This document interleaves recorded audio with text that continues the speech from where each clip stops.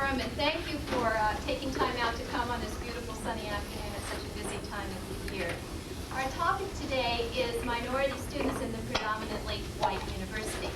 And today's session is designed to provide a forum for discussion among all of us, you and us up here, of some issues that are increasingly important on our campus as we move to recruit more minority students and move toward the more heterogeneous kind of student body that many of us have wanted for a long time.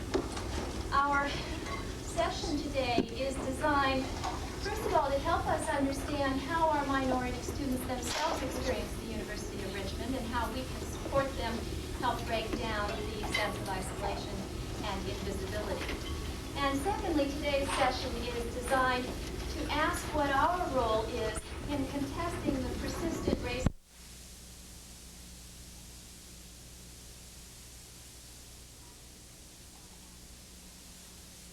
faculty to promote greater racial sensitivity and respect, more openness to cultural diversity, and that would be both inside the classroom and also in the overall campus climate.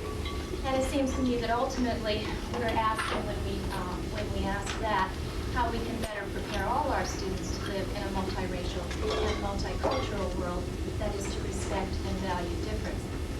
Our program today has two parts, and speaking to us in the first hour, we are fortunate to have Dr. Reginald Wilson from who is now Senior Scholar at the American Council on Education in Washington, D.C., who will be giving us an overview of the issues in a broad national context and helping us begin to talk about them together.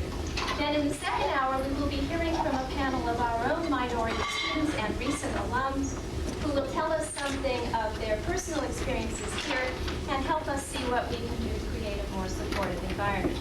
Now let me briefly introduce Dr. Wilson to you. He earned his doctorate in psychology, in clinical psychology and in educational psychology from Wayne State University.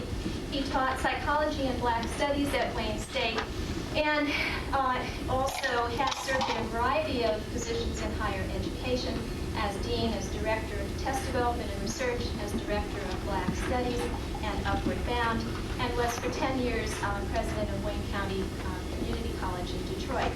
He joined the American Council on Education in Washington in 1981 as Director of the Office of Minority Concerns and has moved up this past fall to Senior Scholar there. And I hope you'll join me in welcoming him to the University of Richmond.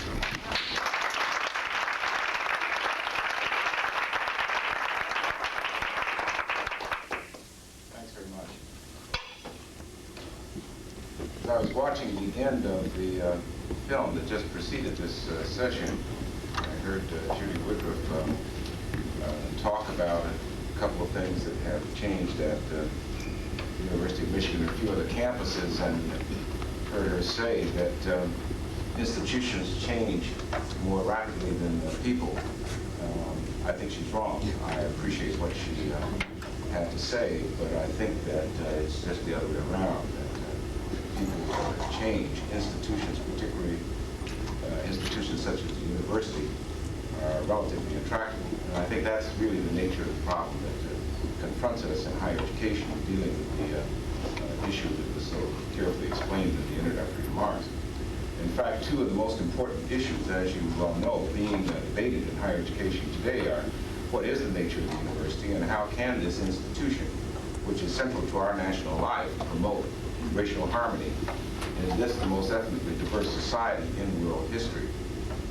Since the university was to a considerable extent involved in creating and reinforcing hierarchies among cultures and among peoples, it is perhaps ironically fitting that it should now play or attempt to play a central role in attempting the democratization of the academy and the society of which it is a part.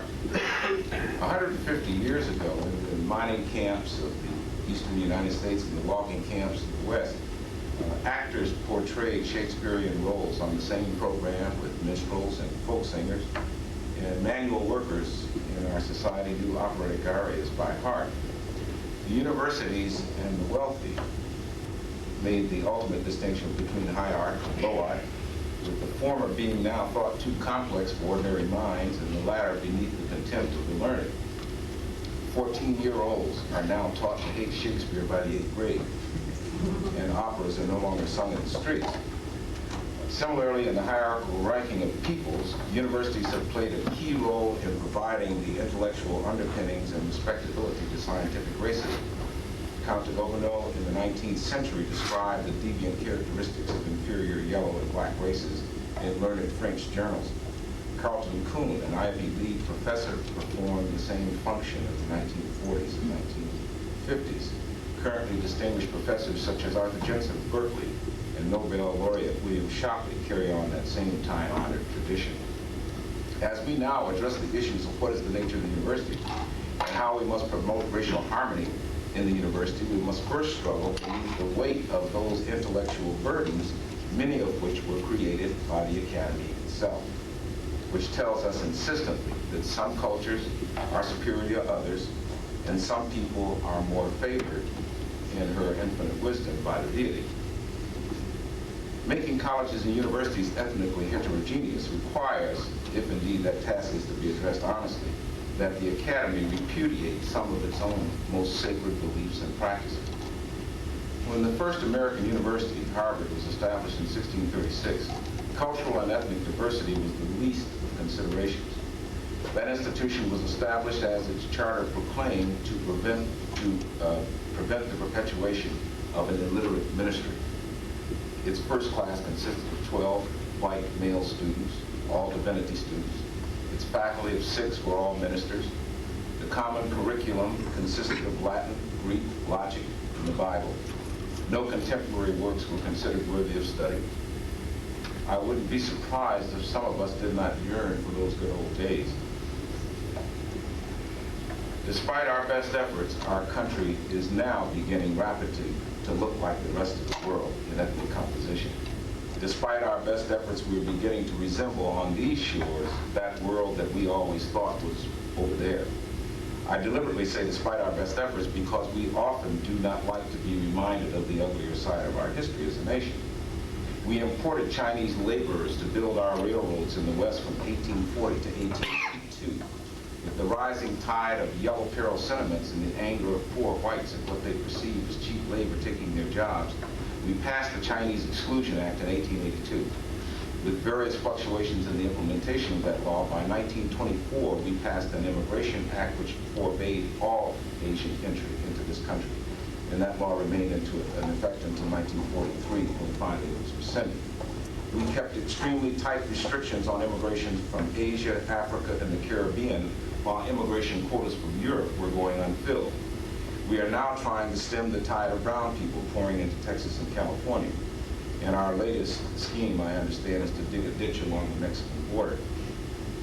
Despite our best efforts, the United States is becoming a microcosm of the world that we live in. Of the 5 billion people in the world, only about 1 billion are white.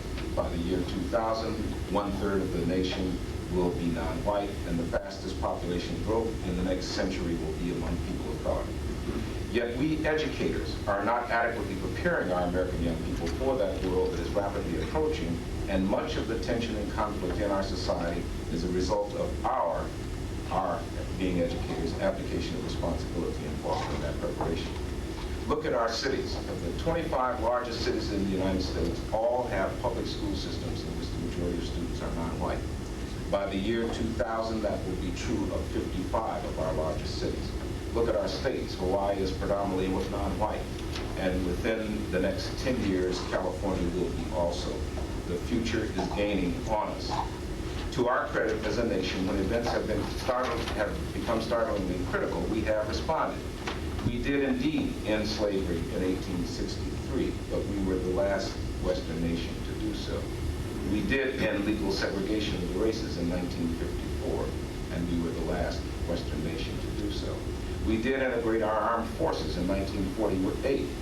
We were the only Western nation that segregated them in the first place. We did extend the vote to women in 1920, and we were among the last Western nations to do so.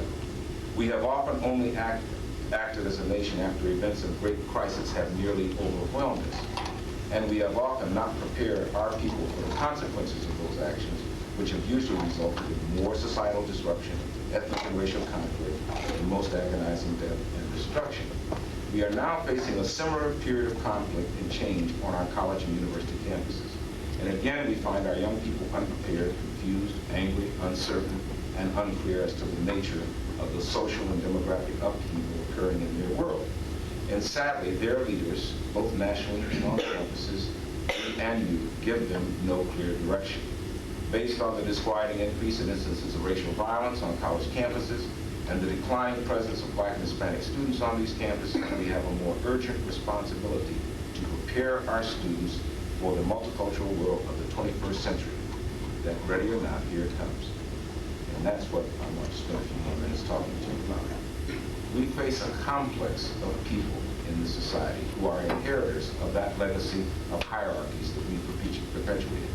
And their views of each other are distorted by the lens of our own prejudices. And we now try to put together ethnically harmonious higher education institutions in a society torn by increasing incidents of racial friction. The National Institute Against Prejudice and Violence in Baltimore recorded 164 incidents against Blacks, Hispanics, and Asians on our college campuses in 1988. The Anti-Defamation League of B'nai B'rith documented several hundred incidents against Jews. The Gay and Lesbian Task Force reported 2,000 incidents against gays in 1987-88. After 200 years of an established society, we are still learning to live together with varying degrees of success and failure. We've attempted to do so in the past by denying our diversity. Even our term, melting pot, meant you melt into me, not we melt into us. Despite our best efforts, we are slowly recognizing that we are a diverse people and that our only salvation will be in accepting ourselves for who we are and building a society and institutions that affirm and value our differences rather than reject them. Each year for the past 7 years, the American Council on Education has been issuing its annual status report on minorities in higher education, documenting the trends in higher education enrollments and declining participation rates of Blacks, and relating these data both to the past history of minorities in American higher education and making some predictions for the future if these present trends continue. The post-Civil War history of race relations in this country can be very grossly oversimplified and constitute 3 periods. One from Reconstruction to 1954, a second extending from 2 decades from the mid-50s to the mid-70s, and a third from the mid-70s to the present. Before 1954, America was a racially divided society separated by law and sanctioned by the courts. Beginning with the 1954 Brown versus Board of Education decision, 2 decades of steady incremental progress in civil rights ensued. One needs only recite some of the landmarks: the 1964 Civil Rights Act, the Higher Education Amendments of 1965, the 1965 Voting Rights Act, the Age Discrimination Act, Section 504, protecting the rights of the handicapped, Title IX, extending institutional protection for women, the Adams decision desegregating Southern colleges, and the Pell Grant legislation providing students support. Even opponents of civil rights recognize the clarity of the messages from Congress and the courts and resign themselves to obeying the law. Since the mid-1970s, however, we have witnessed a decade of civil rights decline and losing ground in minority progress, a decade of equivocation on civil rights by the courts and Congress, and 8 years of an administration professing outright opposition to civil rights. We can measure the consequences of this retrogression in real statistical terms. Between 1976 and 1986, Black median income as a proportion of white income declined from 61.5% to 57.5%. Hispanic income as a proportion of white income declined from 67% to 65%. The percentage of Blacks immunized against polio increased, not immunized against polio, increased by 50% between 1980 and 85, and the Black infant mortality rate rose in 1983 for the first time in 20 years. The good news even has its paradoxical side. High school graduation rates for Blacks between 1976 and 1986 increased from 67% to 76%. The college participation rate during that same period for Blacks declined from 33% to 28%. The crisis of minority decline in societal participation is as much a perceptual problem as it is a real problem. For example, the NAACP Legal Defense Fund commissioned a study on racial attitudes in 1988, whose results were reported 2 months ago, and they devastatingly document that minorities and whites live in two different societies as they perceive racial justice in America. For example, in response to the question, do blacks have equal opportunity to whites in American society? 58% of whites say yes, while only 28% of blacks think so.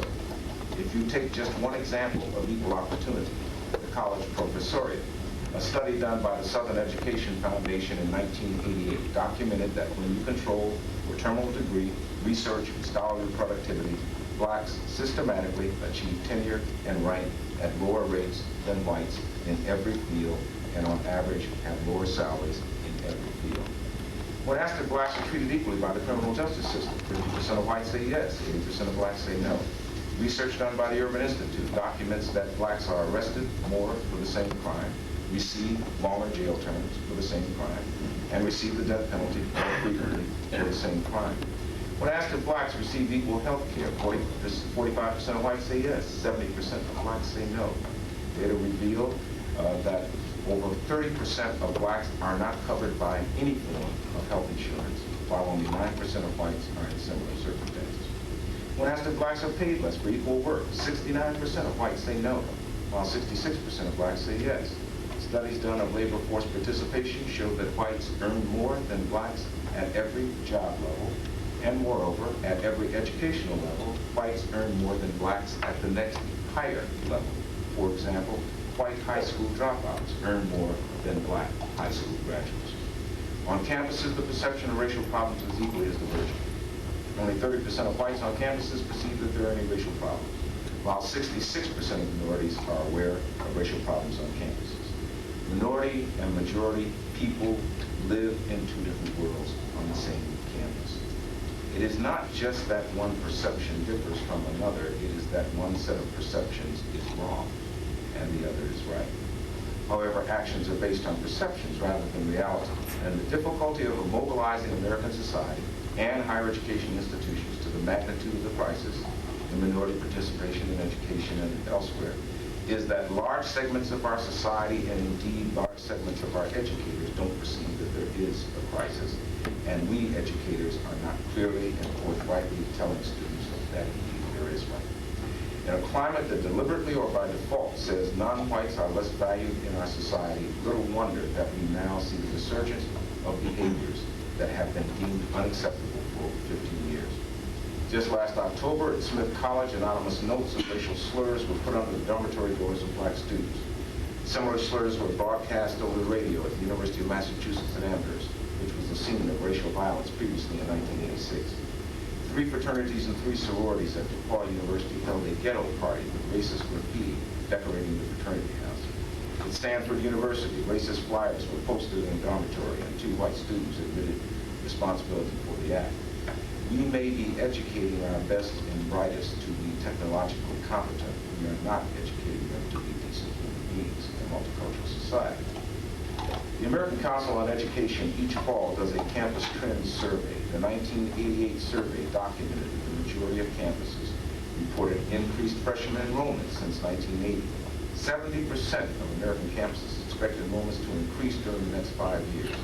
Only 25% expect any minority enrollment increase, and 66% rate their own performance in recruiting minorities from only poor to fair. Thus, most campuses have resigned themselves to not doing particularly well with minority recruitment and are not particularly disturbed by the consequences.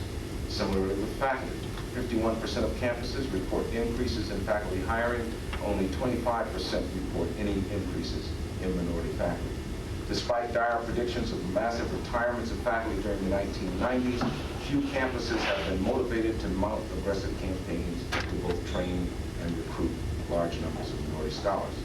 In 1986, for example, U.S. graduate schools awarded only 820 PhDs to blacks, the first time that number had fallen below 1,000 since 1973. During the same year, U.S. graduate schools awarded 5,539 PhDs to foreign students who would return to their home countries to boost their technological excellence. It was in these sets of circumstances in 1987 that the the American Council on Education and the Education Commission of the States formed the National Commission on Minorities in Education and American Life. In recognition of the fact that if these critical negative trends continue, they would seriously affect the viability of American society, both domestically and internationally. By the year 2000, minorities will be 1/3 of the American population. The U.S. economy is dependent on a full-time employed workforce. U.S. technological leadership is dependent on maximum college training of all its citizens. It is in the national economic self-interest to make maximum the education and economic viability of minorities, or the entire nation will suffer. The American Council on Education Commission of the States National Commission, under the co-chairmanship of former Presidents Jimmy Carter and Gerald Ford, issued their report called 1/3 of the Nation on May the 23rd, 1988. Some of you may be familiar with this report. It received major national coverage in the media, and they laid down 7 challenges to American leadership and to higher education. I want to share a few of those with you. The first challenge, I think, is significant in that it indicates that higher education must increase the recruitment, the retention, and the graduation of minority students. That this nation must stimulate the economy in order to provide the resources to achieve those goals. That our elected leaders must lead the national effort to empower minorities rather than be at the head of thwarting that effort. That the private sector must expand its giving of resources to achieve that progress. That we must develop a new vision of affirmative action that people will respond to positively rather than react to negatively as we currently do. That minority organizations themselves must provide leadership to minority peoples in expanding their achievement and empowerment. And that educational leaders must cooperate across all levels, that is K-12, higher education, community colleges, and everyone else to achieve that goal. These 7 challenges were issued to the nation as a whole, and indeed we have gotten some substantial response from them. The 1/3 of the Nation document was distributed to all college presidents in the United States. It was distributed to all members of Congress, and since that time, Bob Atwell, our president at ACE, has met with Mr. Bush and members of his staff to discuss the issues raised in 1/3 of the Nation. We felt that it was important that as the leading higher education organization in the United States, that our organization, ACE, which represents you all in Washington and on Capitol Hill and speaks on your behalf to the legislative community, should take some leadership in raising the issue. But we felt it even more important that we direct some of our effort to developing documents and strategies to the institutions that we represent, such as this institution, to give more specific guidance on what institutions of higher education ought to be doing to increase their minority student representation and their success. And in January of this year, we issued this handbook called Minorities on Campus, with the subtitle, A Handbook for Enhancing Diversity, with our concern and alarm at the declining presence of minorities, particularly among our 2 largest minority groups, blacks and Hispanics, on college campuses. We felt that we need to re-energize colleges and universities to renew their efforts to increase the participation of minorities on college campuses, to in fact make up the lost ground that has occurred since the middle 1970s, and to talk about specific strategies that work. The concern is that so many institutions begin by reinventing the wheel as though there are not examples of successful institutions out there. In fact, not perceiving the possibility of achieving success will almost undoubtedly lead to it.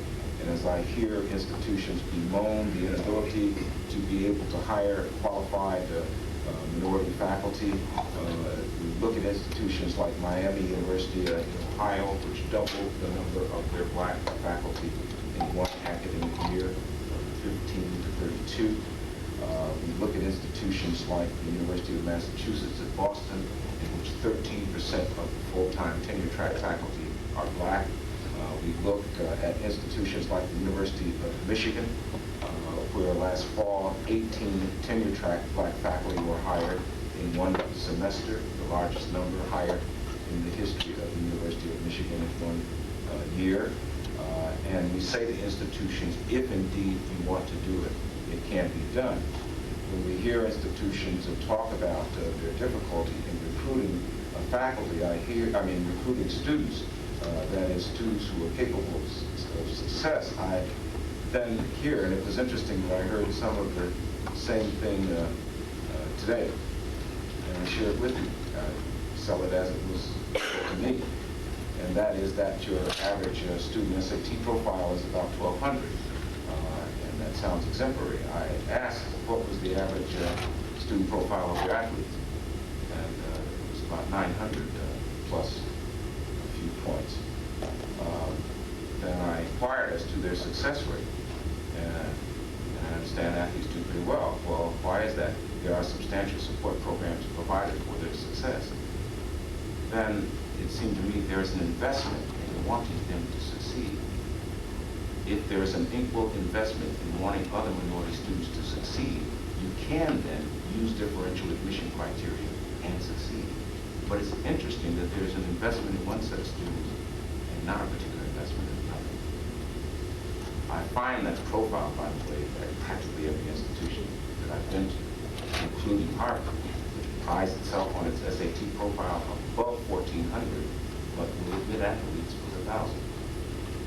Somehow we have an investment in certain kinds of students, and we don't have an investment in others. So that when I talk about differential admission criteria for students, the question is, they may not succeed at our institution because they don't have the capability. And I wonder where our priorities are in that respect. If, in fact, we are seriously interested in changing the profile and the numbers of students that we recruit, we have to look seriously at the admission and recruitment criteria that we use for students. And we have to look at institutions that, in fact, use those criteria for guidance purposes rather than for purposes of exclusion, and who manage to succeed in spite of that. We look at institutions like Mount St. Mary's in Los Angeles, where the average student profile would probably indicate that the overwhelming majority of students at that institution would be inadmissible to this institution. They do not have the kind of selective criteria you have. Indeed, most of the students are recruited out of the barrios and ghettos of East Los Angeles. 80% of their students graduate on time in 4 years. 70% of them go on to graduate school. Something that they're doing at Mount St. Mary's is working with variable admission criteria. When you look at the University of Arizona, which has a fairly decent track record with Hispanic students, you find some of the same thing going on. But there are institutions that have decided it is part of their mission to increase the number of minority students, and in order to do that, they have to deal with the profile that is present now. Not the one that will be present 40 years from now, 30 years from now, but the one that they have to deal with now. And to recognize, contrary to much of our mindset, that the determination of a score does not determine my capability or the limitations of my capability. It determines where you have to start. There's no question that there is a difference between students with 1,200 SATs and 900 SATs. I would never argue. I'm a psychologist by training. Tested measurement is my specialty. I understand that difference. The difference for diagnostic purposes helps you to know what you need to do. It should not be a barrier to success. The similarity of creative and innovative programs goes up the line through graduate school and into doctoral programs. The McKnight Black Doctoral Program in Florida proves the same thing at the upper level. Most of us would say students with combined scores of less than 1,000 on the graduate record exam are not graduate school material. In the McKnight Black Doctoral Program in Florida, the range of GRE scores goes from 650 combined to 1,100. These are students who are supported by fellowships in doctoral programs that excludes education in most of the social sciences. The majority of students are electrical engineering, chemical engineering, physics, math, and biology. And they have an 85% success rate in graduating these students with very rigorous scientific curriculum. 25 PhDs per year being produced by the Ignite Black Doctoral Program for students who most of our graduate schools would not admit. When we talk about institutions slow to change, it is that kind of thing that I talk about. The amount of data that is almost overwhelming to show that there is nothing magic about the kind of scores the students receive that determines their potential, and that if we use these instruments for diagnostic purposes, we can find out more about the teaching and learning process than if we use them to exclude students. We have some outstanding programs that exist at many schools around the nation. Yuri Treisman, whom some of you may have heard of at Berkeley, has raised the achievement level of Black and Hispanic students in engineering and in science to equal that of Asian students. One would think that such an outstanding program, which has been in existence almost 10 years, would be widely adopted around the country. They don't even adopt it in Berkeley. Because our mindset says those students aren't capable of doing what they see them doing every day. Yuri Treisman keeps on working in the trenches. Louis Kleiman at the University of Michigan developed a teaching and learning curriculum that is one of the most exciting that I've seen, that in biology and chemistry has Black and Hispanic students exceeding the achievement level of the average student at the University of Michigan. I suspect you wouldn't consider this an unselective institution. One can go on. I just cite those as some examples. We try to point out in this document that there are various creative strategies that will assist the success of students and that are already proving themselves and have done so for a number of years. The problem is overcoming institutional inertia, and part of what prevents people from looking in different ways at what we do, primarily because we're pretty satisfied with the outcomes. Part of it has to do with some philosophical differences. We've been so socialized to expect that only by a competitive model in which we reduce the numbers of those who succeed can we talk about an institution achieving excellence. Think about it for a minute. Most of our institutions are geared so that excellence will be achieved by only a few. I suspect you'll find here in Richmond, I would imagine, the same thing I find in my hometown of Detroit. There are over 200 elementary schools in the city of Detroit. There are 26 high schools. It is not intended that most students succeed. That's built into our thinking so much we don't even think about it.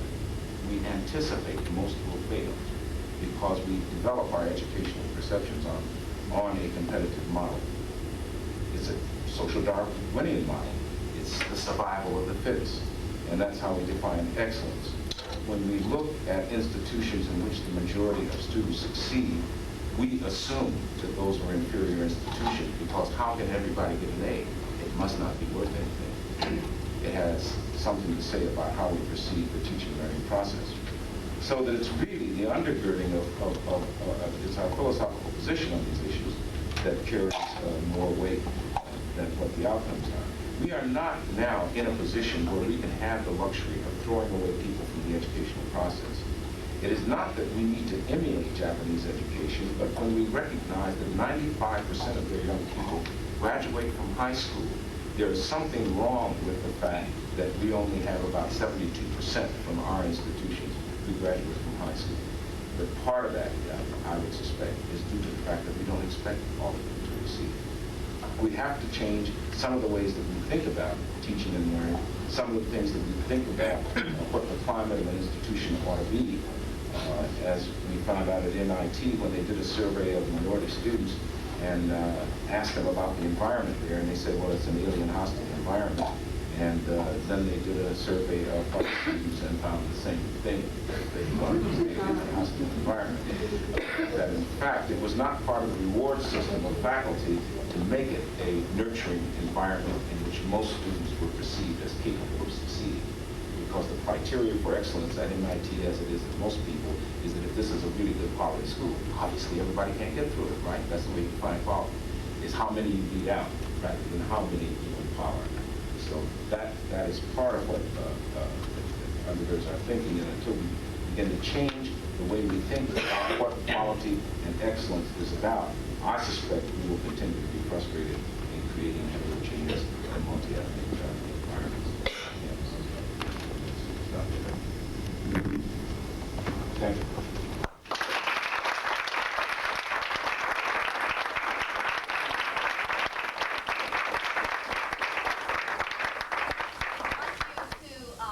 To raise questions that you would like to raise at this point and open up some discussion either in direct response to Dr. Wilson's remarks or other things you may want to ask him about before we move on to our panel.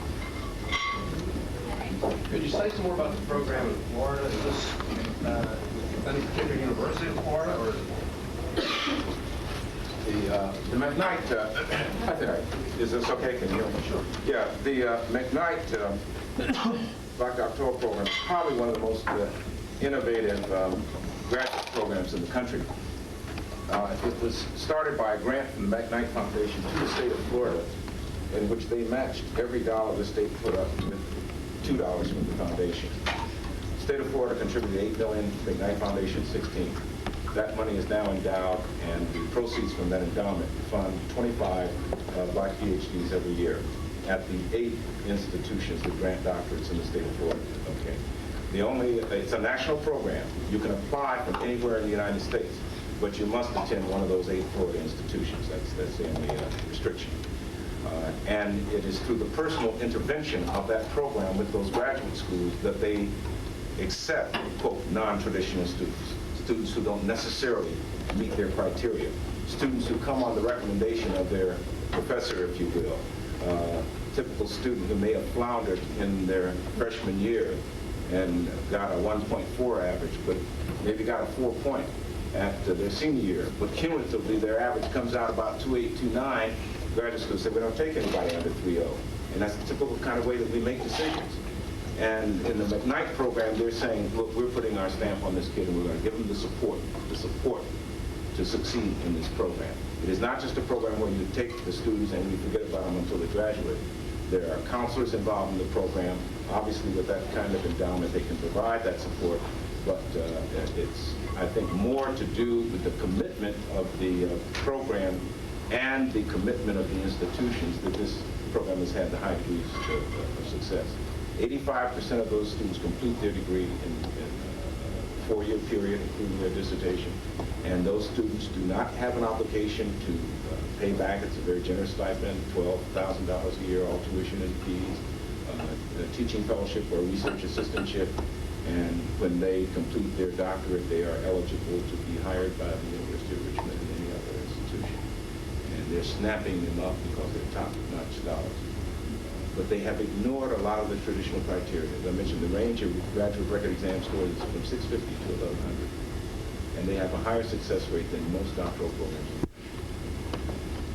So on a different level, that process is not much different than what is happening here for black athletes, based on what you said. Yeah, exactly. That's the point I was making. But we see a commitment there because it's a priority there.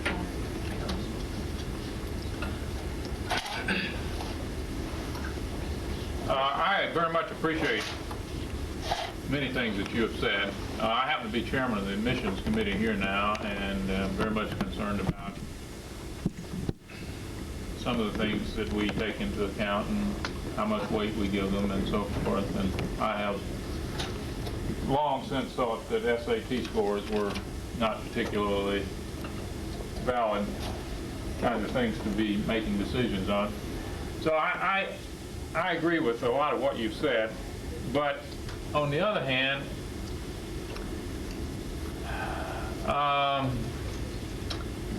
the general nurturing model, including the way we help athletes here at this university, I have questions about. And I am not one who likes to defend competition and capitalism and the whole bit, okay? But the world is what it is. And I wonder if by having a special program of tutors or whatever for athletes or anybody else, I wonder if that doesn't get to be a crutch, and whether or not that is the right way to go as far as helping students who are sooner or later going to have to get out and deal with the world where things are pretty tough. And I wonder if you would address that. Yeah, I think those are real questions, and undoubtedly they come up in the minds of many people who perceive that students do have to go out into a world that's pretty competitive, and whether or not they can be prepared in a nurturing, supportive environment to do that. And I think we have some models to suggest that. And let me give you one.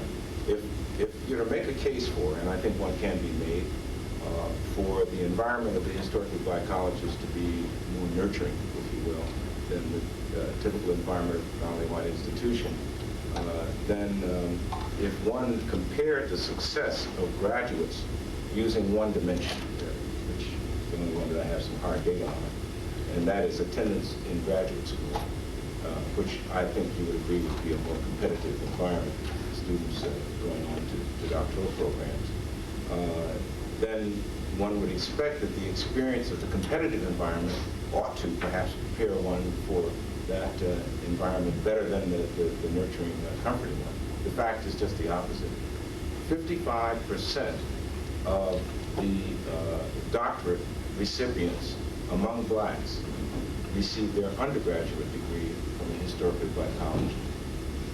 Now that seems paradoxical, because we've done a lot of studies comparing the academic environment and the social environment of historically black colleges to those of predominantly white institutions.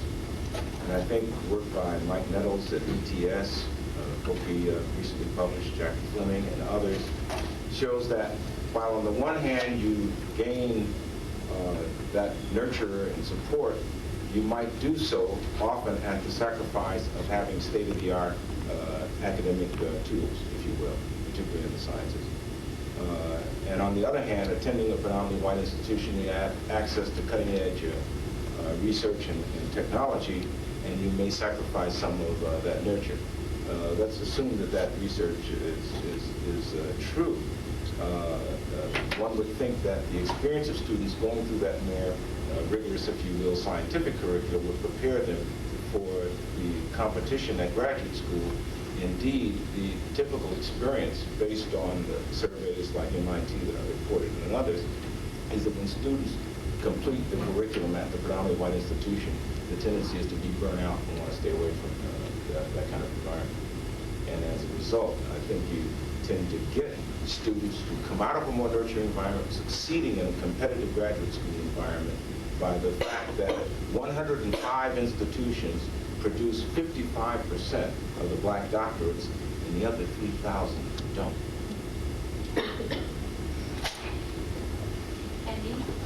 As the Director of Academic Advising for student athletes, and one who does provide that nurturing and does provide the service that Ella spoke of, I guess I look at it more of teaching yourself to nurture yourself. And I see that after sophomore year, in 90% of the cases, I step out of the picture. But if I can get a student from freshman and sophomore year, it's unlikely that I will lose them in that respect. So I look at the nurturing as almost a safety net rather than a crutch at that point. And I think what I try to do, and what a lot of academic advisors and student athletes try to do, is to teach the student to take care of himself or herself, so that the nurturing isn't like a mother who steps in and does everything, but yet tries to teach the student the skills that can help him or her take care of themselves later on. And when they do leave, they've had at least 2 years under their belt where they've fought their own battles, they've taken care of themselves. So I think when you look at a support program, you have to look at the philosophy of that program. And I guess the philosophy of my program, and the philosophy I think of any kind of program, that would be designed to help minority students is to help them help themselves rather than to take care of things for them. I think there's probably an even better answer to your question. It is the development of independence rather than nurturing of dependence. I think that's what often underlies our perception of support programs, is that they nurture dependence. And reminded me of the way in which the Berkeley program is structured. Yuri Treisman's just an absolutely exciting program. Yuri Treisman is an anthropologist at Berkeley, and he, instead of studying what was wrong with the students not achieving, what he did was look at the culture of the students and identify what is it that tends to create many of the successes of the Asian students in science and engineering, if one assumes there's not a genetic argument, and I assume we can agree with that. Then, in looking at that culture, found that so much of what we would consider leisure time is put on task in studying. That in fact, Asian students, when they come together as a group, come together and work in groups to study. And the typical experience, culturally different, of Black and Hispanic students is to come together to socialize and party and to study by yourself. And as a consequence, spend less time on task studying because they don't see a group setting is where you study. A group setting is where you party and get down and have a good time. And that's just a different way of perceiving it. Whereas the Asian kids were getting together, studying together, and indeed leading each other in discussions of the topic, so that when you got in class the next day, it was down cold because of that kind of group. And Yuri set up then studying because they don't see a group setting is where you study. A group setting is where you party and get down and have a good time. And that's just a different way of perceiving it. Whereas the Asian kids were getting together, studying together, and indeed leading each other in discussions of the topic, so that when you got in class the next day, it was down cold because of that kind of grouping. And Yuri set up then study groups among Black and Hispanic students in Berkeley, in science and engineering, working together, challenging each other, and learning from their mistakes. Indeed, the experience of students in those groups was that they learned more from the wrong answers that they got than from the right answers, because it was a way of thinking. What made you think that caused you to come to that conclusion? And learning more from that, then it's right, so why are you asking me about it, kind of thing. And it's just an astonishing program. Any of you that have an opportunity to hear him, I would certainly urge you to do so. We're sponsoring a conference in Washington, May the 22nd and 3rd, in collaboration with Georgetown University, where we'll be talking about some of these issues. And we're trying to get Yuri to come there and speak. But one person who will be one of our keynote speakers is Paul Pearson, who is the president of Miami University in Ohio, the institution where I told you they doubled the number of Black faculty that went out there to do it. Yes. One last comment on the nurturing business and question, if I may. It seems to me that you could get a difference in attitude on the nurturing depending upon what you perceive the purpose of the nurturing to be in the first place. Right. If you perceive the minority student as incompetent and consequently preserve the nurturing as a way of sort of supporting them along, that's one thing. If you perceive them as functionally damaged by the system and preserve the nurturing system to remedy that damage and get them into the position that they can begin to function in a productive way, then your whole attitude toward the nurturing system turns around. The nurturing becomes, as Ken has just been suggesting, a temporary maneuver that you do in order to get the student who has been deprived for one reason or another up to speed. Yeah. And when they're up to speed, they can then begin to move at speed. So it seems to me that I do have a question. You cited a statistic to indicate that 55% of the graduating Black doctoral students began in a Black undergraduate, more nurturing environment, which sounds very, very good, but I want to know one other statistic, if I may. What percentage of the entering Black doctoral students came from those schools?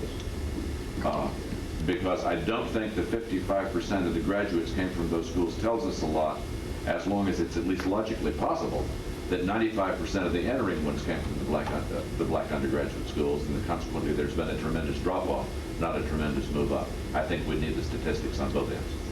Yeah, I would agree with you. However, and we are doing another study, which we're going to publish this spring, on those institutions that award the most minority doctorates. We've identified them, we've tracked them over the past 10 years, and we'll be publishing the results of our study this spring. We can identify through that study college of origin of all entrants and all graduates.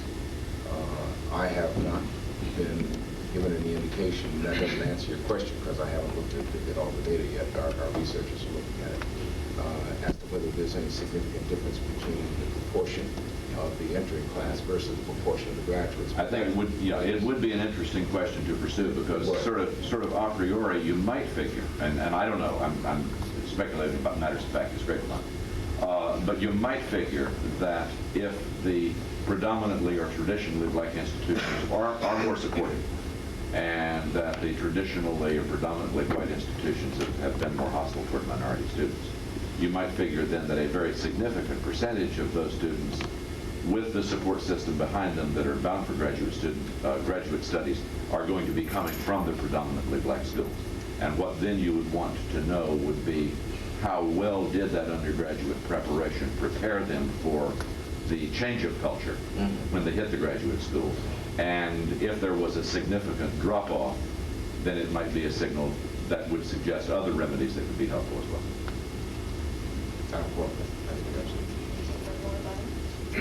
What is the present percentage of black students, undergraduate students in America who attend historically black institutions? And what has happened to that percentage over the last 10, 20 years? And what's likely to happen over the next 10, 15 years? Interesting question. It's drastically changed, to answer your question, but it's changed for reasons that are not as apparent on the surface. For example, I could give you a statistic which suggested it's an incredible change. 1965, 65% of all black students in college were in historically black colleges. 1985, over 80% of black students who were in college are predominantly white institutions. That sounds like an absolutely revolutionary change. The fact of the matter is that the number of students in historically black colleges has remained relatively the same, slightly declining during the past 8 years. Okay. The increase in black students has primarily been on predominantly white campuses. It's not that they move from one set of institutions to the other. It's that the increase went during a period of less than 20 years from about 600,000 blacks attending college to, when 1980 was the peak year, 1.1 million in college. So you're talking about a tremendous growth during that period when the major impact of the Pell Grant, Adams decision, some of the VSEG stuff was happening, and a lot of that led to a doubling of the black enrollment. In 1980, the peak enrollment in historically black colleges was 222,000. It is now 217,000. It has declined. But it has not been that overwhelming shift. It's been the increase in the numbers in institutions. What will happen to those institutions is that the privates, the strong privates, will remain as strong as they always have been. Indeed, applications to the strong privates, and by that I mean the Spelmans, the Morehouses, the Hamptons, Howard, what have you, the really strong ones and well-endowed ones will remain. Some of the privates have already begun to close. The publics will remain in name, but will disappear as historically black institutions to a great degree, and that's already begun to happen. 5 public historically black colleges now have a predominantly white enrollment, despite their history. West Virginia State College, for example, 85% of the students are white. Bluefield State College, 75% of the students are white. These are historically black colleges, but they no longer have a necessarily historical mission. Langston University, Lincoln University in Missouri, one could go on. And there are a number of others, Tennessee State, that are gradually approaching 50% and will continue beyond that. The publics are being absorbed in their state systems of higher education, and they will not be recognizable as historically black colleges. So the numbers are going to decline, and I think it's inevitable that they will. But there will continue to be, just as there will continue to be your predominantly women's colleges, your Catholic colleges, and so forth. There are certain colleges with special missions that will always be around. I think you can see that. I'm going to turn the floor over to Tina Cade now. So Jane, could I ask a quick follow-up before you turn the floor? I mean, this is really quick. One more question on that same issue. If you've got about the same enrollment in your traditionally black schools, how does this relate to something I heard, I guess, just a year ago at a State Council of Higher Education meeting on similar problems, to the effect that some of the private traditionally black schools are fighting a losing battle, as some of the private traditionally white schools are aggressively taking their best students? Do you have a situation of about the same number, but one's being peeled off the top and a pressure to bring in more? As I mentioned, the maximum enrollment was 222,000, and it is now 217,000. That's about 5,000 student loss.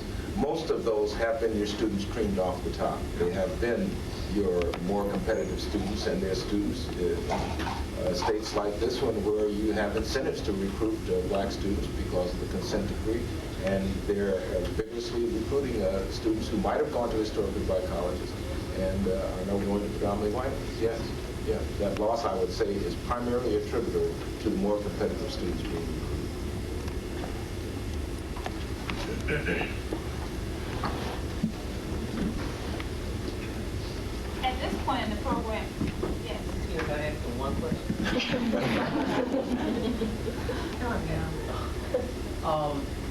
While I'm talking about the students being filled off the top, what happens to those students if we're taking the cream and putting them in common white schools?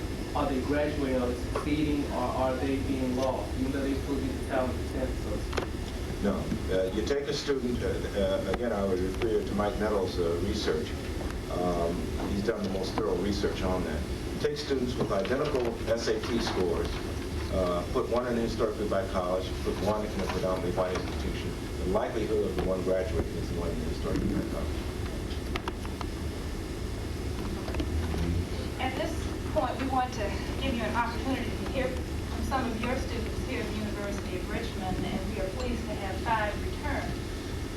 2 are graduates of the school, and I'm going to introduce all of the students to you. I'm going to ask them to share some comments with you, and then we will save some time for you to have questions and to allow them to respond. Our first one is Kanisha Atkins.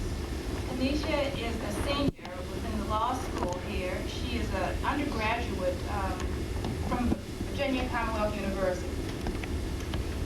Beside Kanisha is Pam Johnson. Pam Johnson is a junior. Next year she will be president of the Will program. Pam has a major in English and a minor in women's studies. Beside Pam, we have Michael Kraft, who was a graduate in 1986. Michael was a journalism major here.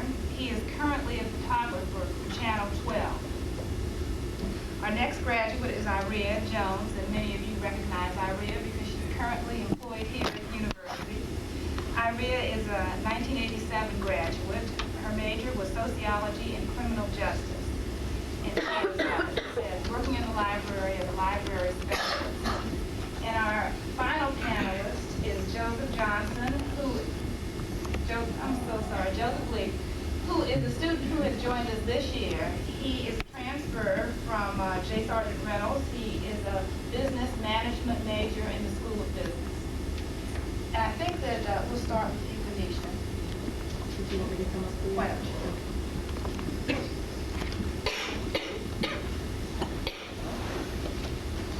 Good afternoon. Good afternoon.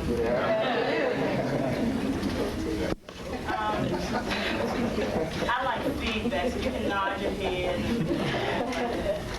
I think the very last comment that Dr. Wilson made about if you take 2 students with the exact same SAT and putting one in a predominantly black institution and one in a predominantly white institution, the one in the predominantly black institution will more than likely succeed. I think that's where I want to start, because you're starting with two people, neither one is any better than the other. And there was a little poem or saying that I heard over at the law school that I want to share with you. It goes a little bit like this. It's hard to remember that your purpose was to drain the swamp when you're up to your butt in alligators. And to me, that's saying that it's really hard to remember that my purpose in law school is to learn what I can about the law, but I'm distracted by other things and I can't learn. You know, how can I drain the swamp, get the water out of the swamp when I have to deal with alligators? And there are alligators that black students have, and I do not refer to myself as a minority. I am a black student. There are alligators that we have that the other law students don't have. I think actions speak louder than words, so I'll just give you some examples of these alligators. First year law school for me, we post the grades on the wall. And in one particular class, civil procedure, I think about 15 people failed that particular year, which was a high number. Now, it just so happened that also in my first year, there were about 15 blacks. Now, I was not one of those people who failed, but someone, a non-black, had the audacity to fix his lips and say to someone else, well, you know, they had all those blacks in that class this year anyway.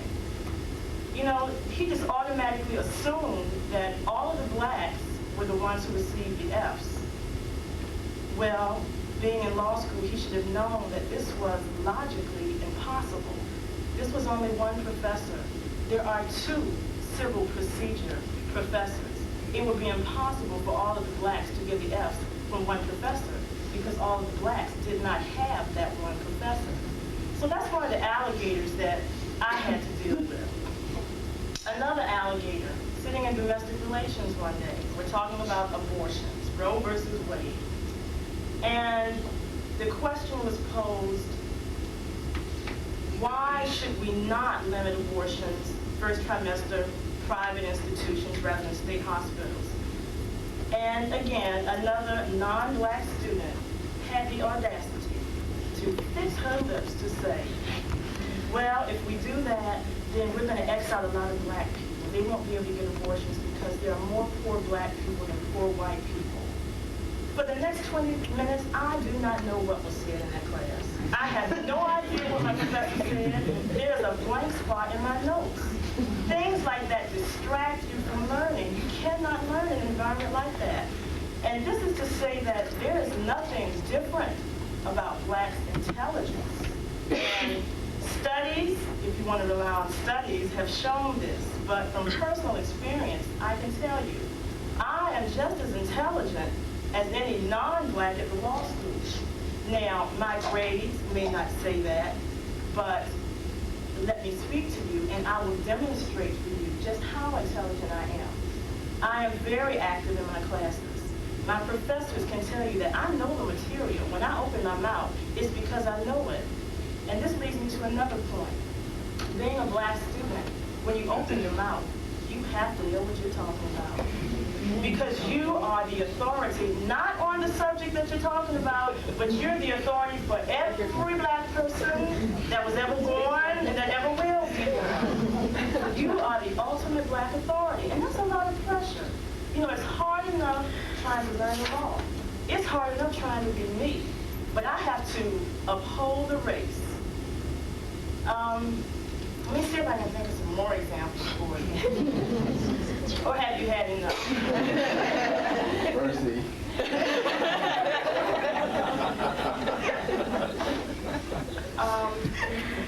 There's a sense of paranoia that goes along with being black in a predominantly white institution. Just today, in the class that I left domestic relations to come here, a student was called on and she wasn't there. This student is black. She was called on, but I just knew everybody was looking at me, wondering, well, Kanisha, where is so-and-so? Why do I have to know where so-and-so is? Just because she's black? True, she is a friend of mine, but I have no idea where she is. And I was glad that I didn't know where she was, so that if someone asked me, I could say, how would I know? Any other time I would know, but I purposely did not find out where she was today because I didn't want to know. I didn't want to know the answer to that question. I could go on and on with the examples. Yes, sir. That's a real good problem that I've had in my class. I don't have very many black students in my class. And so when I do call on them, I feel like I'm putting that added pressure on. But when I feel like I want to talk about discrimination or those things in my class, then, how can I bring up these topics without everybody looking at you and saying, okay, you're now the expert, and putting the added pressure on you, but still bring up those topics? Okay. What class do you teach?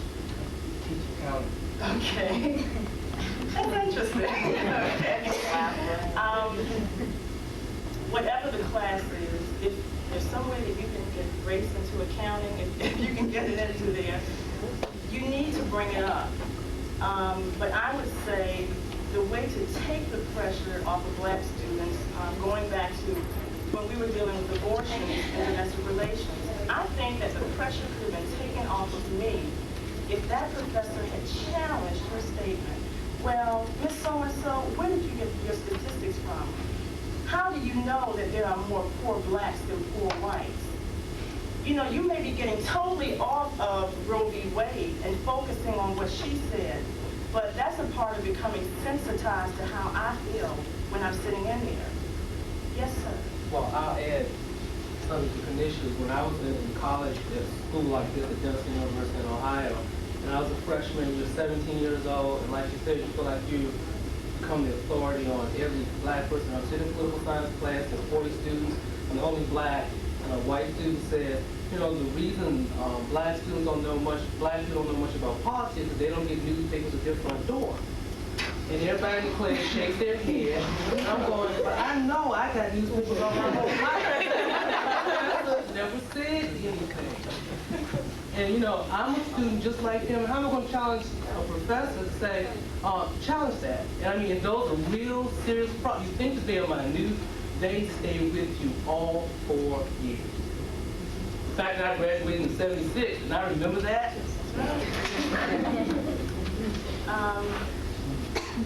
So I guess the point that I'm making with all of this is that the study, tutorial groups, and all of that is good, but a lot of this has to do with a mind game. It's a psychological kind of thing. And I can do my work. I can learn the material. I can do all of that on my own. I actively go out when I need help and ask my professors for the help. But it's when I hear these comments, not directed at me, but when people just even have the nerve to think of things like that, and then have the nerve to say it, that's what disturbs me, and that's what hinders me from learning. The next thing I want to talk about, before I move on to Pam, is the social life. There ain't no social life. Now, I'm from Richmond, and my family's here in Richmond. My church is here in the vicinity. And when I want to escape, I have an escape. But why should I have to escape? I have white friends, and I love them dearly. But there are times when I want to be with the brothers and sisters. Now, there are some brothers and sisters that I don't want to be with. But because there are so few of us, we feel sometimes that we have to be with them. It shouldn't have to be like that. And we're just going to have to bring in more black students, more black faculty, more black administrators, and we are out there. We are out there, and it's obvious because we have some in here now. I'm not here to give you the solutions to everything. I just want to point out some things to you of what I deal with every day. You get to the point where you think that the world is basically revolving around you. Something comes up, somebody disagrees with something, you think, oh, they disagree with me because I'm black. And it might not have anything to do with being black, but that paranoia sets in, and you really have to work hard to put it aside. A lot of the things that I'm saying, I don't think that they're unique to the law school, and I'm pretty sure that as far as the social life, things like that, that these other panelists would say the same things. When I walked in, I saw the movie, and one of the questions that was asked of the students was, would you marry a person of the white race? Now, I'm getting ready to graduate from law school. And this is something, marriage is something that's on my mind. And entering law school, I would have said, oh no, I'm going to marry somebody black. After 3 years of being in law school, I have to say that I have got to leave the doors open. Because I might not get married if I close them just to blacks. And, you know, it's really difficult to really let you know how I feel. Like I said, why should I have to escape? You know, why should I have to go to my church, the people in my church? Why should I always have to go to my family? They don't know what it's like to be in law school. And like I said, I think a lot of the things that we feel over in the law school, there are only 8 blacks in the law school, so that's the added pressure. I think we have maybe 600 or more students. No? Okay, 400. You know, but to me, what's the difference, right? There are only 8 blacks in law school. And when I'm not in class, I'm missed. And some of the professors will make a point of letting me know that they missed me. And I'm wondering, why are you saying this? Are you letting me know that you missed me because I'm black? And you knew that that spot was vacant right there? You know, or are you letting me know that you missed me because I wasn't there to engage in a dialogue with you? You know, the first thing that comes into your head is that because I'm black. So again, I don't think it has anything to do with academics. Once we get into the institution, I don't think it has anything to do with that. It's a mind game that we have to deal with. And the professors, when you hear racist statements, whether they're in class, whether they're in the hall, I say challenge it. You know, calm down, full rank on them. Anything that you have to do to put yourself in our place, to know how we feel, do it. Thank you.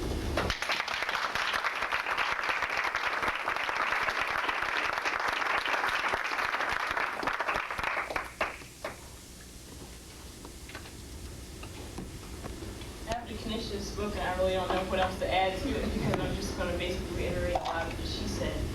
I'm basically going to focus on the classroom experience because that's the experience that I guess most of the faculty are most interested in, and a lot of which I had talked to other students about.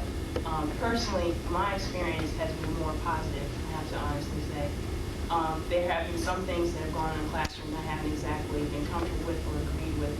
And I will share with you my experience or what I think is going on in the classroom, and also what I think a lot of those students are experiencing.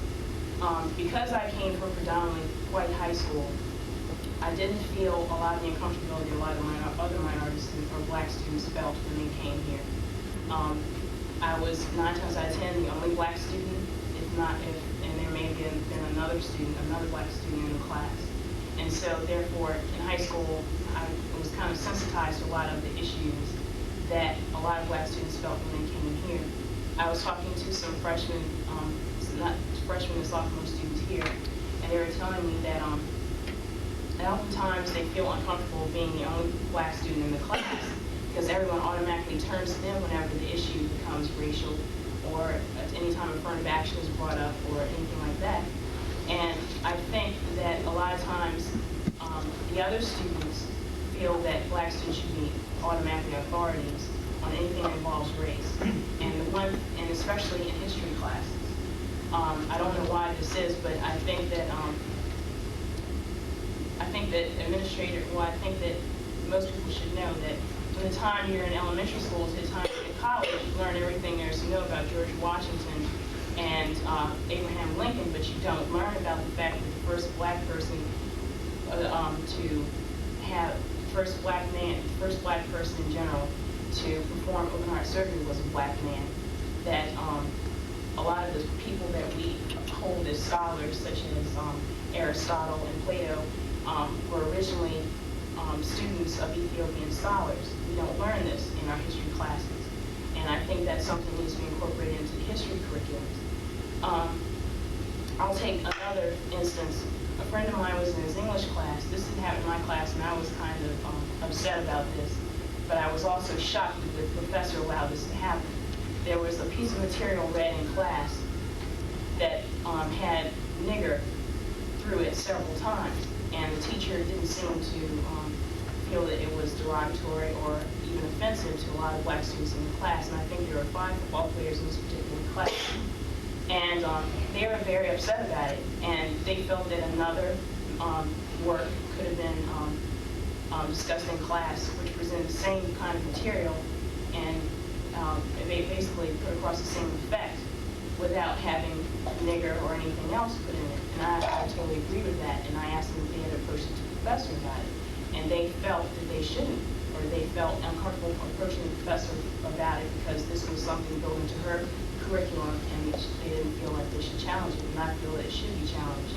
And so in that respect, I think the professor should be sensitized to the issues, more sensitized to the kinds of things that they are teaching in classes, the kind of material that is presented, and take into account that even though it may not be meant to be expressly derogatory, that it can be, and in this case it was definitely derogatory to the students in the class.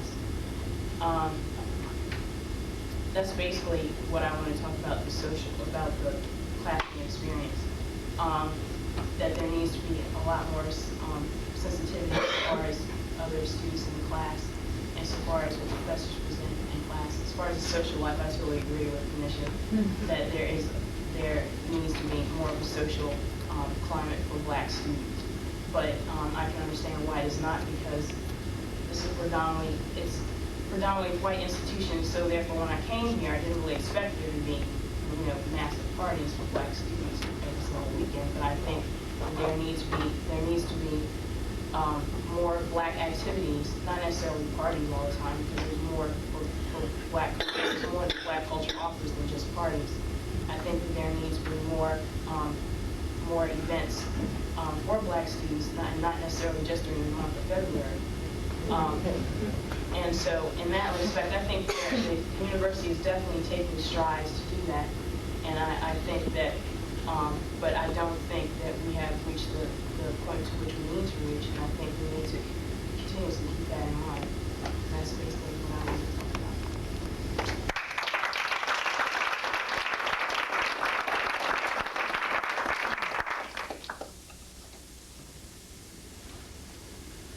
Two speakers before you give me a very good idea of social and classroom atmosphere that's here at the University of Richmond.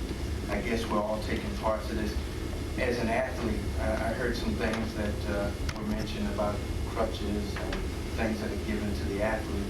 So I guess I can sort of combine being a minority athlete here at this university. I think as a football player, we carried a high self-esteem among ourselves. I know that when there's a large group of blacks, you can carry that self-esteem in your group. As an athlete, your football players are your second family. That's where you draw your high self-esteem. I think that here at the University of Richmond, with the success of our athletic programs, that has put us over socially. I know that that helped us to expand our grounds at the university. I think that we got to know professors a lot better than some of the other students may have. I know that Dr. Stewart was involved with the athletic program, Dr. Johnson, and a few other people.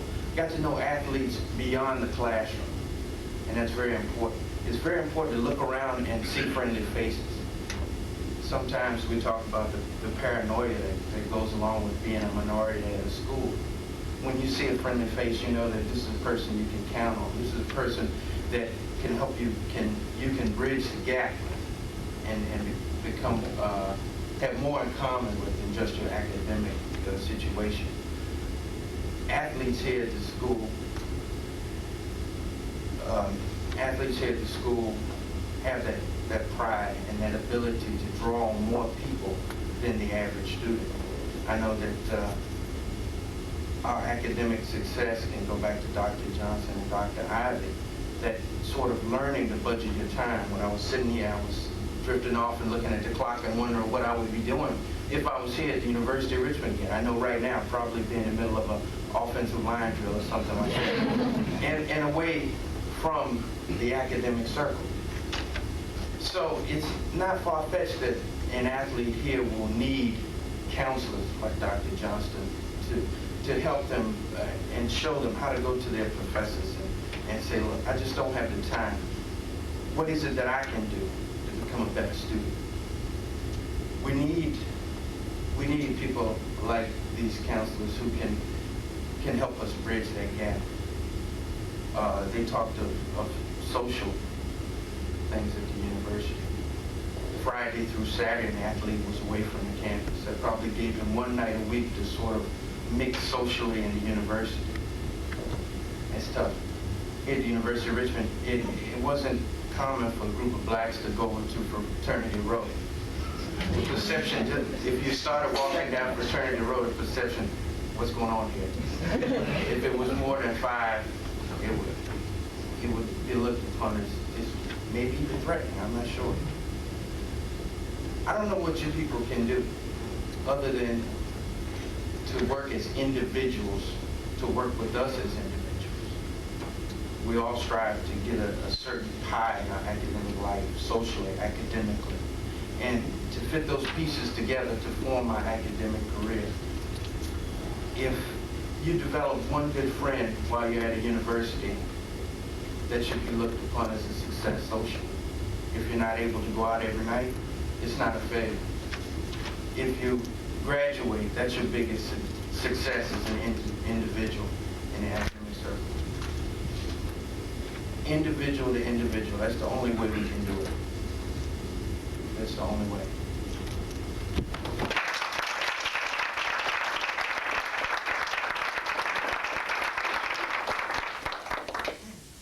Well, they pretty much covered everything, but I'll just kind of expand on my experiences here. I came from a predominantly black high school. So my first 2 years was very difficult to adjust.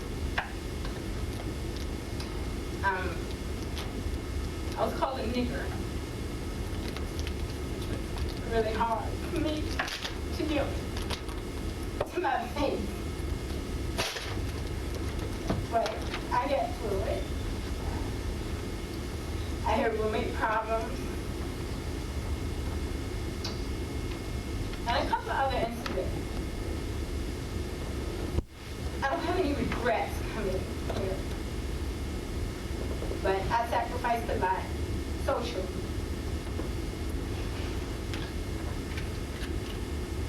I guess I got it together around my sophomore year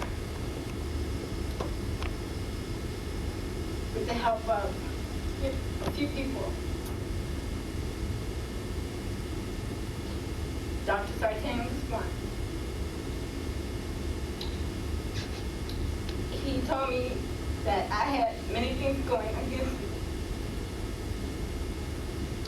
I was black, I was a female. And I really didn't fit in.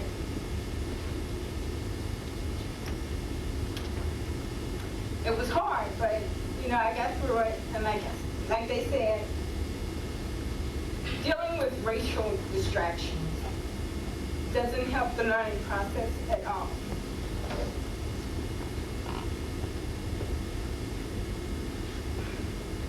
Excuse me. It's all right.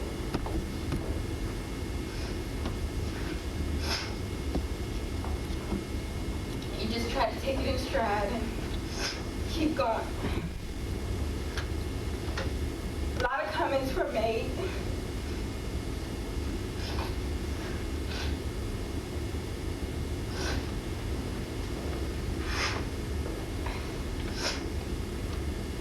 About, maybe you didn't belong, or black people should feel privileged to be here.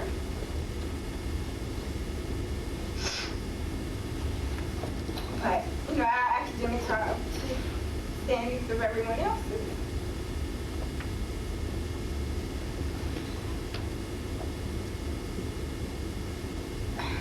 I guess my 4 years at the university really changed me a lot.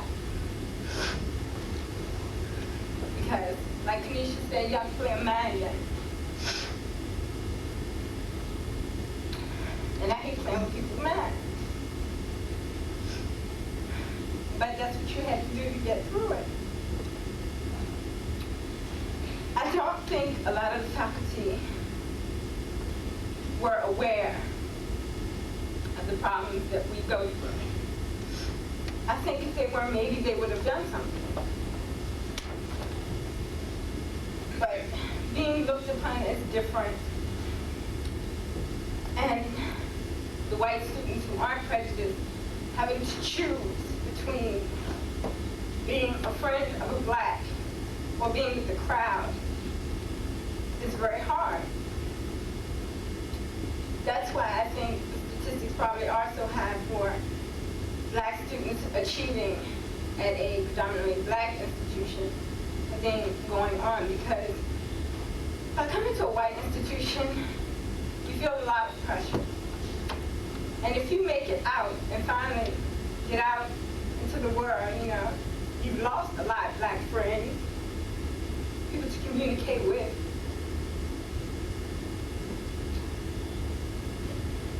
And you just keep kind of playing a mind game with yourself that it's going to work out. And you never really know if it is. Like I said, you know, I was called a nigger on this campus. In the dining hall.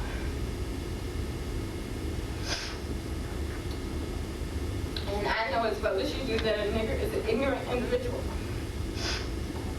A black person is a Negro.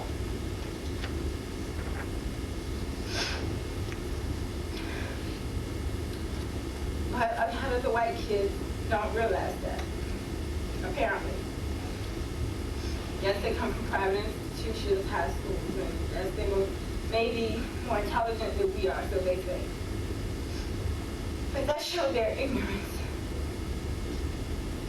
And that's why I feel very strongly towards black awareness on this campus. There are no black study courses taught. Before Tina and Cade arrived, there was no support group at all for the athletes, maybe.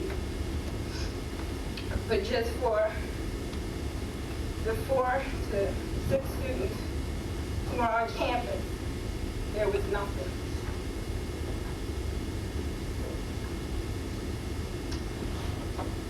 I guess what I'm trying to emphasize is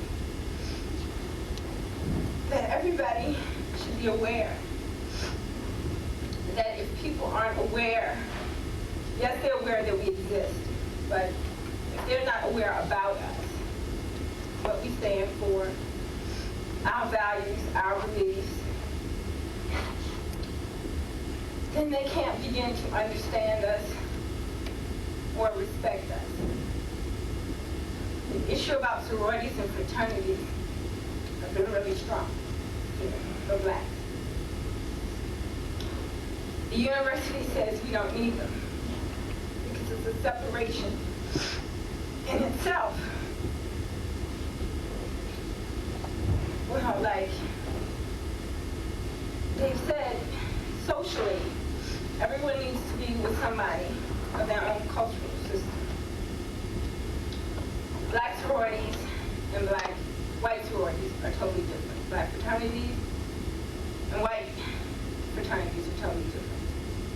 If you watch the film that was shown, you saw that. The value system is different. The cultural system is different.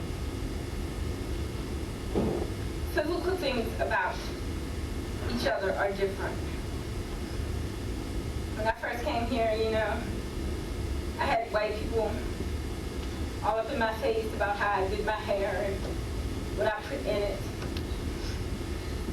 And at that time, we had a lot of Africans here. There was a lot of stigmatism about black people bathed and they bathed, and just a lot of questions. And they didn't know who to ask. So a lot of times they confronted us. You feel like you're in a sideshow.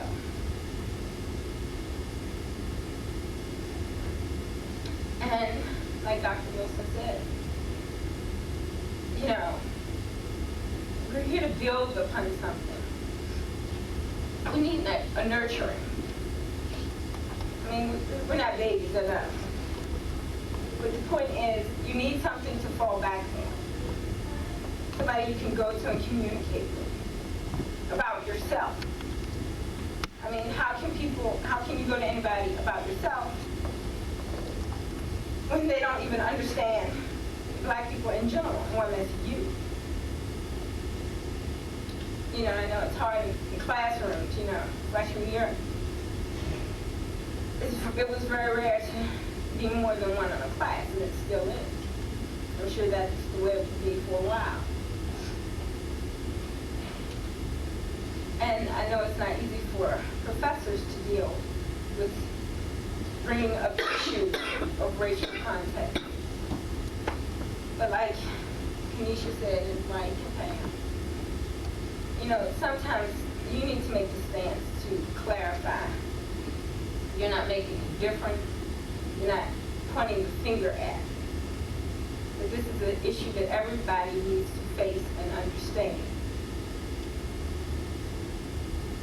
I mean, at the university, I'm sure you have noticed there are a lot of racial problems, the social life, experiences in the classrooms, articles in the collegiate, with students who don't really know what they're talking about. I don't know if I read the article about blacks need to first succeed economically. You know, in that article, blacks were referred to as being lazy.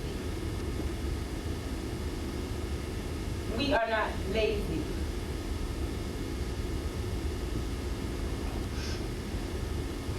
And that's what non-blacks need to realize. We had to fight for our freedom.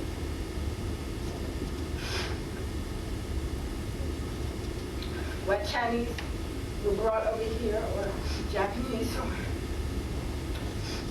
however they have referred to, were brought over here and given grants and money from the government and housing to get a start. That's how they can get ahead.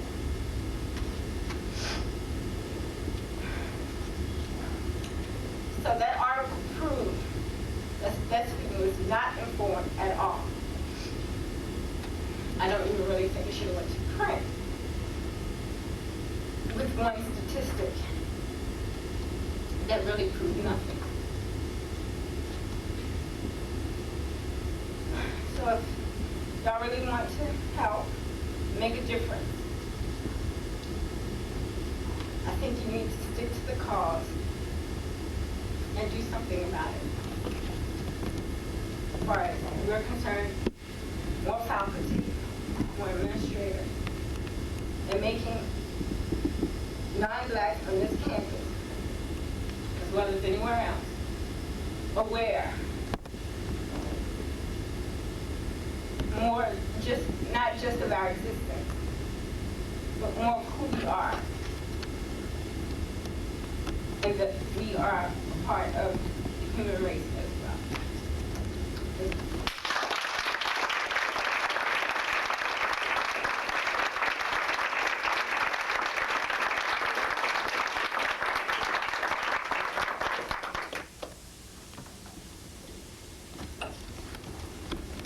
Well, after listening to our board, or whatever you want to call it, speak, I feel like I have some positive and negative things to say about the university. I also feel like my personal opinions represent just me as an individual and not everyone else.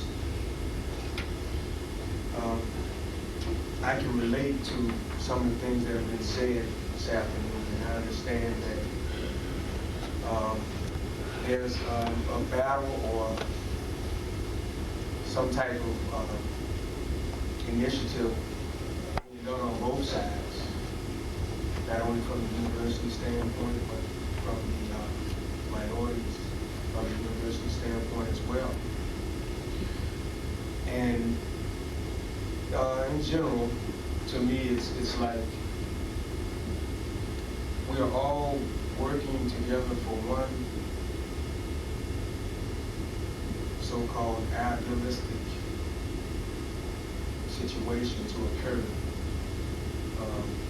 almost like a perfect situation, so to speak, where everyone is comfortable and everyone feels that they are in an environment that's peaceful, freely given to one another, a clear understanding of one another as an individual, and also we're more so obligated to understand the humanitarian role that is behind the scenes, because we tend to neglect the roots of the problem that we're all here today to lecture on or speak on, or our concerns have brought us here to dedicate our time to. We tend to realize that besides being faced with a situation and a problem, there's more to it than just labeling it and leaving it as that. I think that some of the experiences I've had here have been quite pleasant. Some of the faculty and people that work here are good people, and I think that makes a difference. As we talk about racism and politics, all these different subjects, we tend to forget the heart of the situation and the people behind it. I've been directed here in a sort of a miraculous way, I guess you could say. And I feel that I have a mission not to contribute to what's already going on and just sit around and watch that situation and not do anything about it. But I feel that God himself has placed me in certain given situations to express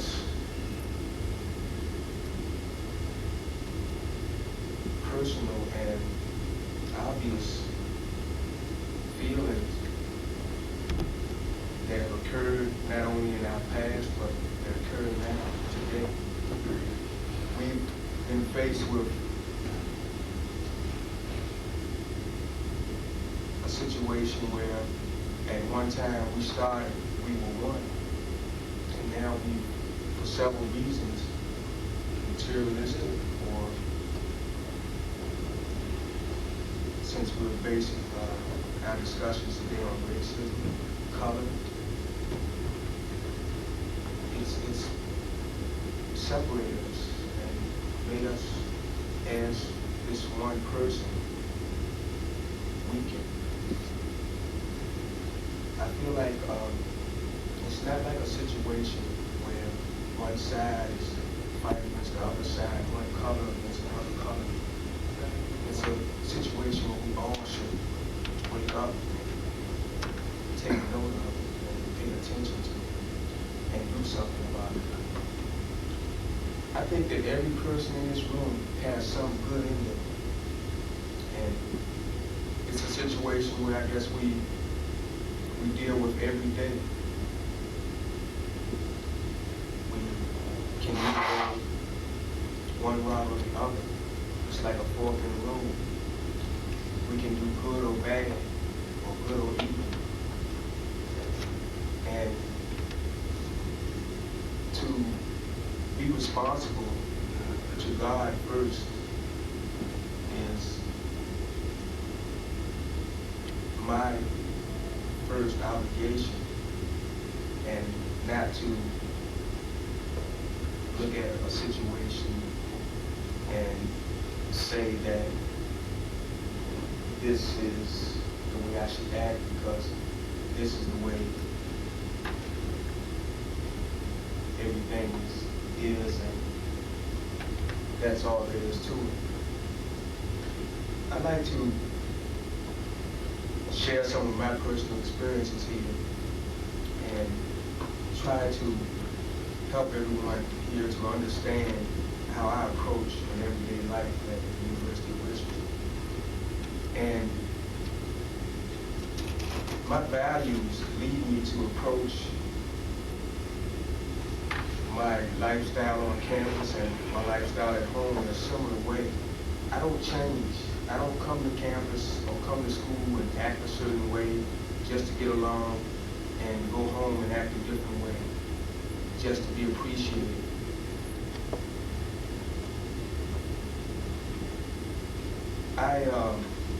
I've talked to some friends about coming here and being a part of a great university such as Richmond and being a minority. And I could talk to them all day, but they still wouldn't understand. I feel like to approach the problem in that manner is totally overlooking the real problem. I've noticed some racist situations in classrooms, and I noticed certain people being affected by situations such as that, but that doesn't really bother me. I guess it extends, and the root of it comes from being disciplined under God first, and being able to understand that it's not a situation where we're affected by color or by the clothes we wear or by everyday life and the problems that go on, pollution, different social issues that affect us on a daily basis. I feel that we have to be stronger than that. We have to learn to respect ourselves as people that God made us to be. When I look at some of the people that I'm familiar with, and I feel that they know me in a way. They know me well enough to know that as far as me wanting to harm them in any ways is something that I would never do. You know, I guess that's similar to the idea that I'm trying to get at. It's more like us as a people, or we as a people, as individuals, should be concerned and should learn to discipline ourselves first before we can actually attempt to handle a problem such as racism. And once we prepare ourselves, it's more like to look back in the Bible and relate to the receiving of the Holy Spirit. This is a Christian college, So I'm relating to you in this way, and hopefully it'll get across, and hopefully you'll understand how serious this matter is. Before you can receive the Holy Spirit, your heart has to be right with God. You can't expect to be unclean and unholy and unwilling, so to speak, to receive that Spirit. I think that since the history of mankind, we've been faced with this problem. Since Adam and disobedience has occurred, we put ourselves in the boat. That's referring to Noah. We put ourselves in the boat. God didn't condemn us. If anything, He had mercy on us, more mercy than we could ever imagine. And when He sent His Son to forgive us for our sins, to redeem us, and to die on the cross, we just finished celebrating Easter yesterday. I wonder how many people actually know what that really means, what that's all about. The resurrection of Christ was one of the most gracious gifts that man has ever received. Because even though you might tend to kill yourselves and harm yourselves, God is still a forgiving God, a merciful God. And I believe Dr. Wilson was saying earlier that it's not a situation where you're hurting blacks by putting black people down and this sort of thing. I'm not pointing the finger at anyone, but I'm just saying concerning that particular statement, that you're hurting us as a people, but you're hurting yourselves. It's just like cutting off your own right arm. And if you become aware of that and see that and realize how much we are a part of one another, then you begin to understand that it's not just up to us or up to you to do anything about it. It's a battle that we all have to come together and begin to realize it's important, not only for universities, education. These things mean nothing. But it's a matter of mankind, the most precious gift of God. Thank you.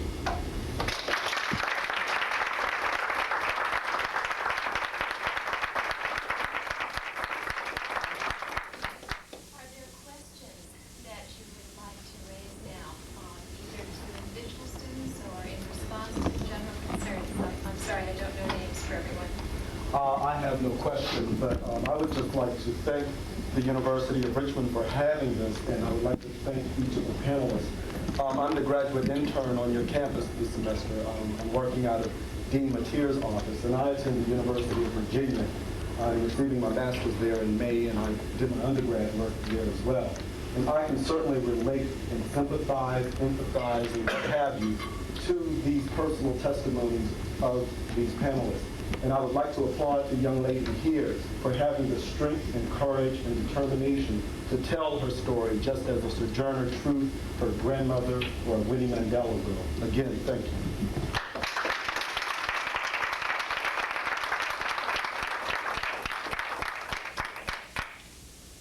I'd just like to have a little response, just talk to Dr. Wilson. I'd just like to let Dr. Wilson know that change is occurring at the University of Richmond. And I think it's the responsibility of both the faculty, administration, and the individuals themselves, which make up the group of minorities, and particularly us blacks on campus. The Minority Student Union this year has probably been more vocal than it ever has been in trying to change things and make things better. We're talking about the social issues and stuff like that. In a lot of cases, we can't be expected to, to know that, what's right for us. We have to come to the forefront. In a lot of instances, such as the party we're going to have Friday, Black History Month, we brought in various speakers. Those are some of the things that we also need to do. So I just like to say that yes, the university has extended their hand, and I would encourage them to do so in the future. Very good. I think it's important to put it in the context that you did, and I appreciate that coming from you as a student. Often when I have good college, university campuses, it seems as long there are bad tidings. But I don't come here to praise you or tell you how great you're doing. The whole purpose of my being invited is to make suggestions and give criticisms, to suggest how you might do better. But I think your context is exactly right. An institution, I don't believe, would invite me to campus were it not already prepared to make some change. And change is always kind of painful. This is a question, I guess I'll direct it to Dr. Wilson, but if any of the students can add to this, I'll welcome your comments too. My name's Ann Gibbs, and I'm the assistant dean up at the law school, and there's nobody really that is I don't think, a designated minority advisor at the law school, but all of us do a little bit of it. A few years ago, we tried a tutorial program up at the law school for what we considered the bottom 10% of our admitted class, and that was the way it was presented to the students. Unfortunately, the bottom 10% of our class tended to be mostly black students. It wasn't all black students.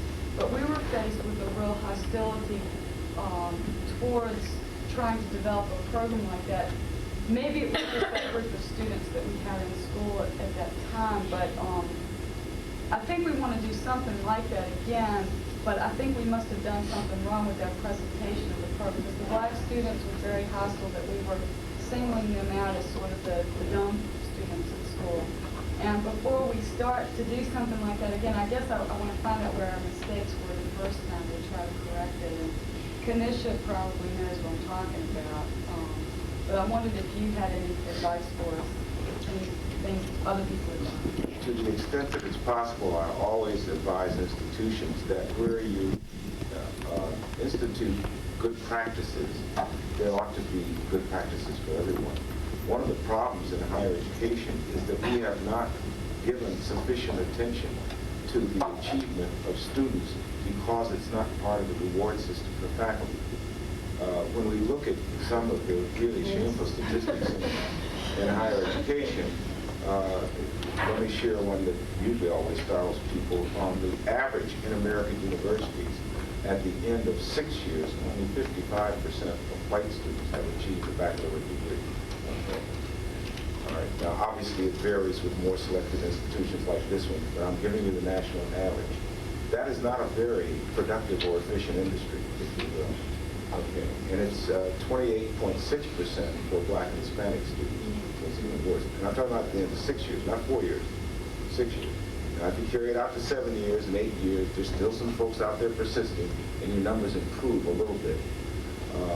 But the fact that we have such a low success rate is to a great degree indicative of the fact that we do not include student achievement as part of the evaluation of faculty. You know, we have wonderful, excellent faculty. We all have the best, right? I mean, that's the criteria I see in the end. We're looking for the best. So we've got the best faculty, but the students are no good, evidently. They don't succeed. And I've often found that disjuncture from kindergarten through graduate school, that we have excellent teaching from young students. You know, it's one of the few professions where you have no responsibility for the quality of your product. That's one of the reasons why you can find a Yuri Treisman at Berkeley, who has one of the most exciting and successful programs with student achievement, and the rest of the university acts as though it doesn't exist. That's not what you get tenure on. That's not what you're recognized in your field in. And so, you know, student achievement and 80 cents will get you right on a metro in Washington. I mean, that's about what it's worth. We've got to really give more emphasis to the teaching learning process and to support systems if they enhance student achievement, and we make that part of what we reward faculty for. You get institutions like Eastern Illinois University, where indeed the department receives budget enhancement and recognition from the president on the basis of the achievement of students and the achievement of affirmative action. It's amazing how folks started acting differently at that institution when that became part of the reward system. At Miami University, where they made these dramatic changes in faculty improvement, the evaluation of the deans was based on the achievement of affirmative action successes. That was part of the way in which you evaluate. People's attention is gotten as a consequence of making this.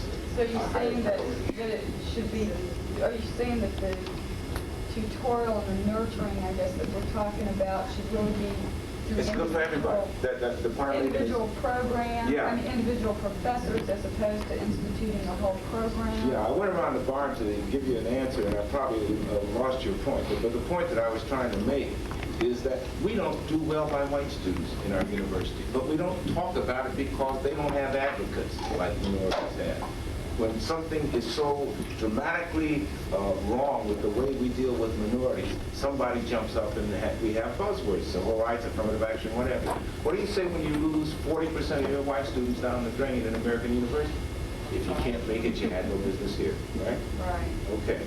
So when we make the achievement of students part of the teaching learning process, it's good for everybody.